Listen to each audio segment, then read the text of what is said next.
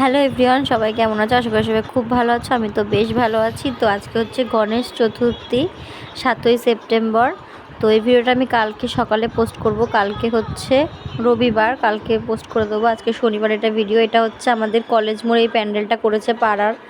দেখো কি সুন্দর লাইটিং দিয়ে করেছে। আমাদের অ্যাকচুয়ালি একটা বাড়িতে নিমন্ত্রণ ছিল, হিসাবে আমার কাকুই হয়, পাড়ার কাকুই হয়, কিন্তু এটা মোড়ের মাথায়। আমরা আগে গেছি ঠাকুরটা দেখতে। দেখো কি সুন্দর প্যান্ডেল করেছে। গানটা আমি বাজছে, মানে কপিরাইট চলে আসবে বলে আমি একদম সাউন্ড আস্তে করে দিয়েছি। দেখো কি সুন্দর গণেশ ঠাকুর করেছে, আর প্যান্ডেলটা দারুণ করেছে।